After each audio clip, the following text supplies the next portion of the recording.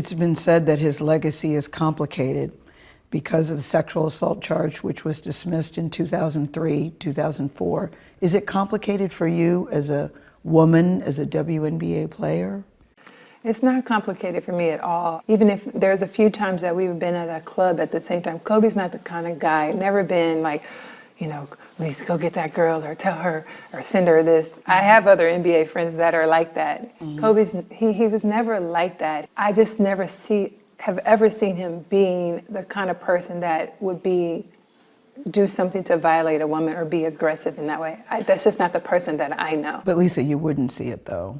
As his friend, you wouldn't see it. And that's possible.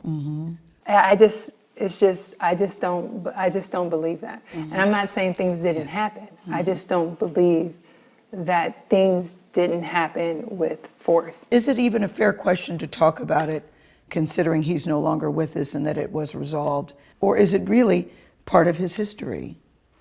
I think that the media should be more respectful.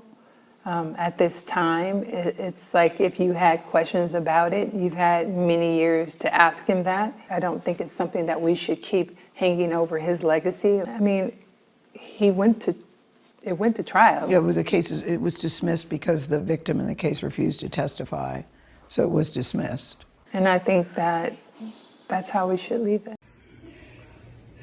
GAYLE King, why the fuck would you ask some shit like that? I don't give a fuck who friend it is. I don't give a fuck she can Obama or Oprah. Why the fuck would you do something like that? Why would you do that to your people? You know what people going through, right? Why would you ask a fucking question like that, trying to tarnish somebody's image? You do that to your own black people.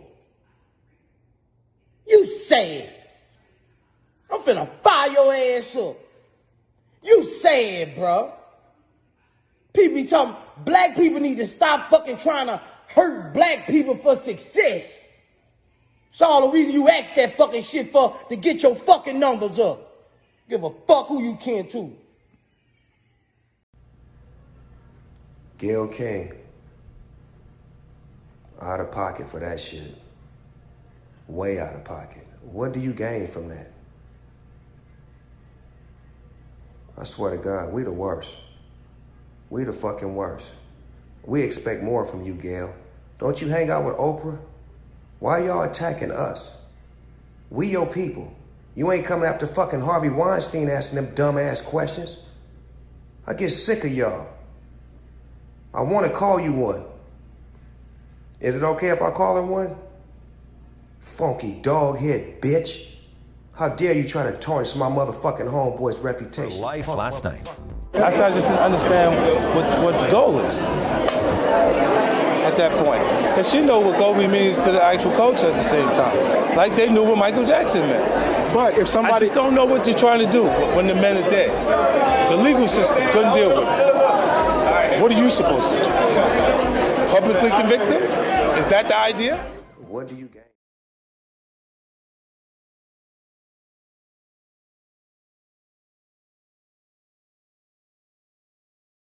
In the comments about the interview I did with Lisa Leslie about Kobe Bryant. And I know that if I had only seen the clip that you saw, I'd be extremely angry with me too. I am mortified, I'm embarrassed, and I am very angry. Unbeknownst to me, my network put up a clip from a very wide-ranging interview, totally taken out of context, and when you see it that way, it's very jarring. It's jarring to me.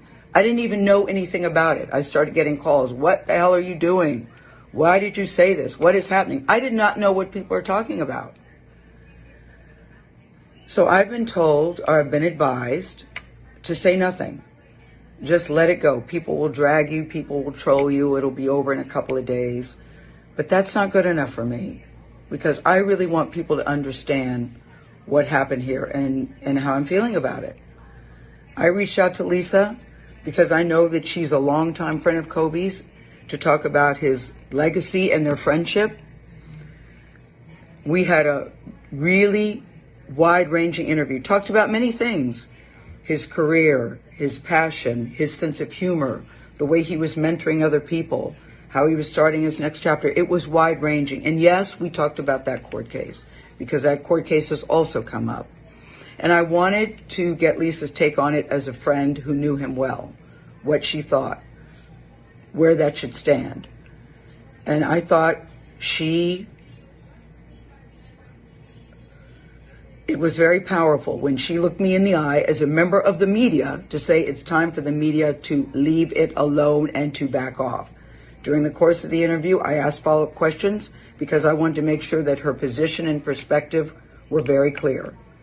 And at the end, when she said it's time to leave it alone, as I said, I thought that was powerful. And I insisted that part be in the interview because I thought that it put a nice button on that part of the conversation.